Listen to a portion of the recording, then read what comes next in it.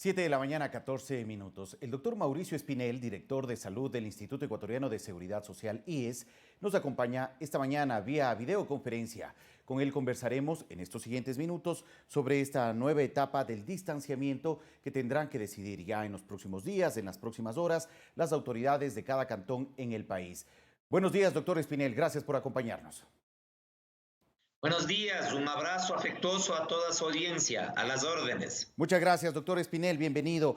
Bueno, ¿estamos realmente los ecuatorianos listos para dar paso a esta nueva fase dentro de la emergencia sanitaria, pasar del aislamiento al distanciamiento como han anunciado ya las autoridades?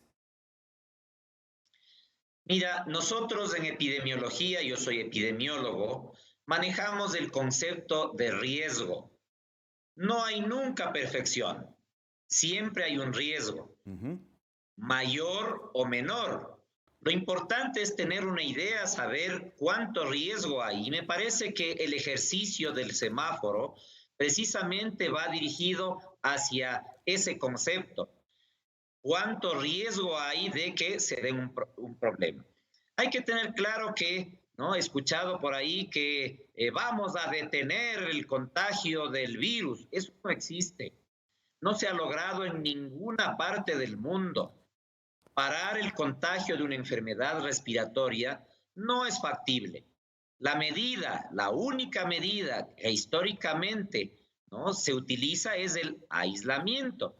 Pero yo les pregunto a las personas que dicen, no vamos a entrar el día de hoy o el día de mañana o el 4 de mayo. ¿Cuándo? ¿Cuándo? ¿Cuándo va a haber esa situación perfecta? Entonces, precisamente lo que pretende el semáforo es medir algunos indicadores. ¿Cuál es la aceptación de la población de Ajá. una zona, un cantón, una parroquia hacia unas medidas específicas? ¿Cuál es la situación de contagio que existe en esa área específica? ¿Cuál es la situación de servicios de salud en esa área específica?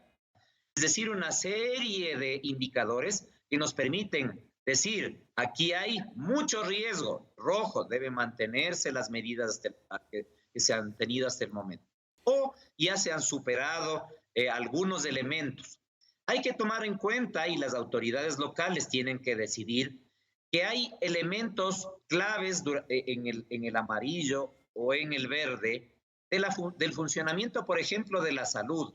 Solo en amarillo o verde se puede comenzar, por ejemplo, la consulta externa de las unidades. Yo como director del IES estoy esperando esa decisión para poder activar o no servicios de consulta externa. Y Exacto. nosotros tenemos muchos pacientes que requieren ya su atención de diabetes, de hipertensión arterial, ir programando de nuevo cirugías Que que necesitan no ser se van a atendidos, dar si es ¿no? que no tenemos esa luz amarilla o esa luz verde. Entonces es una decisión difícil, yo estoy consciente de eso. Finalmente todos decidimos qué hacer. Uno de los elementos fundamentales es integrarme a la base de la pirámide de prevención, que Ajá. es distanciamiento. ¿Y qué quiere decir distanciamiento? Los mexicanos utilizan una figurita de una chica, ¿no? Una chica que está con los brazos abiertos. Entre mis manos hay 1,5 metros y se llama Susana. Entonces, por todos lados está circulando esta figura de Susana. Susana distancia, 1,5 metros. Cuando yo salgo a la calle, utilizar una mascarilla o alguna forma de cubrir la boca, puede ser un pañuelo. No necesariamente mascarilla N95 con un super filtro. Cubrir la boca. Tercer lugar, lavarme las manos. Cuarto lugar, si estoy con síntomas, no salir de mi casa. Mira, nosotros los salubristas estamos felices porque finalmente se habla de salud pública. Estamos todos pendientes de la salud pública. Habíamos relegado la salud pública a un segundo plano.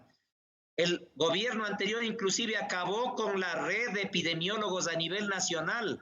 Y ahora, ¿cuánta falta nos hacen? El gobierno anterior acabó con el Izquieta Pérez en Guayaquil. Y ahora, ¿cuánta falta nos hace? Entonces, lo importante, lo fundamental es retomar estos conceptos de salud pública, de higiene, de trabajo en equipo, de exigir salud ocupacional en las empresas, Así es. de limpiar nuestra casa, etcétera. Doctor Espinel, sin duda también este tema atraviesa por un fuerte compromiso ciudadano para lograr que este paso a una nueva fase dentro de la emergencia sanitaria finalmente pueda reducir el riesgo de contagio. Ahora, ¿qué es lo que está mostrando las cifras que han compartido las autoridades en las últimas horas? ¿Cómo se comportará la enfermedad o cómo se espera que se comporte la pandemia en el caso de nuestro país en las siguientes semanas, en el próximo mes, puntualmente en el mes de mayo, en el mes de junio? Hace poco el ministro de Salud mencionaba que hasta el día 120, contado a partir del primer caso, se esperaría, si la gente, si las personas no asumen un compromiso fuerte, que el 60% de la población contraiga el virus y que aproximadamente el 1% o menos del 1% fallezca a causa de esta enfermedad. ¿Es posible evitar ese escenario que nos ha comentado el ministro de Salud en días anteriores, doctor? ¿Cómo no? Mira, yo no sé cuáles son las fuentes, los análisis que ha hecho el ministro, pero lo que tenemos en términos de ciencia es que cuando se dio el evento, se inició en China, ellos hicieron un estudio muy cuidadoso de cómo se comportó allá en China. Y lo que se mostró es que 80% de las personas más o menos tuvieron un cuadro leve, que hay muchos asintomáticos, es decir, personas que se infectan y no tienen síntomas. Y probablemente ellos serían los que más distribuyen el virus en la comunidad. Y luego que un 10% más o menos requería una atención médica más compleja, de mayor nivel, un médico, por tanto. Los otros pues, pueden manejarse en su hogar o van a requerir una atención mínima. Y finalmente un 5% requiere atención de cuidados intensivos. ¿Qué es lo que podemos analizar nosotros? Lo que pasó en nuestro país. Tuvimos una suerte de situación muy compleja en Guayaquil, en Claro. donde la curva subió muy rápido de contagiados y tuvimos un importante número de fallecidos. Con esa situación nosotros podemos medir, ¿no?, cómo se comportó la epidemia en nuestro país. Y luego entonces, en ese momento, justo el 13 de marzo, se instalaron las medidas, ¿no?, de control, lo que se llaman intervenciones no farmacológicas, ¿no? Con todo lo que tenemos, toques de queda, se suspendió el transporte aéreo, suspendió el transporte terrestre, se pidió que se mantenga la cuarentena. Con eso se logró, ¿no?, disminuir los contagios y ahora vemos que la curva en todas partes y nosotros hacemos un acompañamiento diario con las estadísticas de nuestra institución del IES, ¿no? Y entonces tenemos los datos desde el mes de marzo, día por día. ¿Qué ha pasado con las emergencias en los hospitales, por ejemplo? ¿Qué ha pasado con los fallecidos en todos los puntos del país? ¿Qué ha pasado con los ingresos hospitalarios? ¿No? ¿Y qué es lo que vemos? Lo que estamos viendo, y esa es la evidencia que se requiere, lo que vemos es que hay una disminución continuada. A mediados de abril hubo un pequeño pico de repunte de atenciones. Entonces, el punto es que tenemos datos interesantes que nos permiten acompañar el proceso de la epidemia. El doctor Luan, decano de medicina de Singapur, uno de los países en donde mejor se ha manejado el tema, lo que nos dice es, tenemos que acostumbrarnos a vivir con este problema. Tenemos que ir en un proceso de desacelerar medidas y volverlas a acelerar. Desacelerar medidas y volverlas a acelerar. Yo entiendo el temor que tienen de tomar decisiones en muchas partes, pero finalmente van a tener que llegar a eso. Lo importante es que, como decía antes, se releve la salud pública y se tenga la capacidad de medir cómo se comporta para que apenas haya un brote, por ejemplo, en una empresa, poder reconocerlo y enseguida tomar las medidas que corresponden, hacer Doctor, la vigilancia epidemiológica activa, hacer el aislamiento de los potenciales casos, doctor etcétera, Espinel. etcétera. Es decir, tenemos que trabajar en salud pública, ese es el mensaje.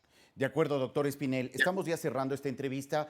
Hay algunas inquietudes ciudadanas, sobre todo consultan y quieren saber cuándo se retomarán estas consultas externas a través de las dependencias de salud del Instituto Ecuatoriano de Seguridad Social. Es muy importante saber, porque como usted mencionaba, hay muchas personas que necesitan sus atenciones en distintas especialidades y ahora, con esta nueva fase de la emergencia, estas consultas se podrían retomar bajo ciertos cuidados. ¿Qué es lo que ustedes esperan desde la Seguridad Social para retomar todas estas atenciones médicas directas hacia los ciudadanos? Como dije hace un momento, dependemos de la decisión de los alcaldes para Ujú.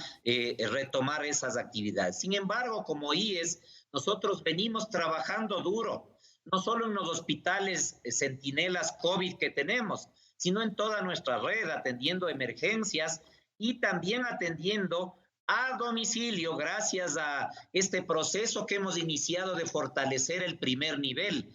Imagínate que tenemos 14,000 entregas de medicamentos a domicilio de nuestros TOAS, de nuestros chalecos rojos.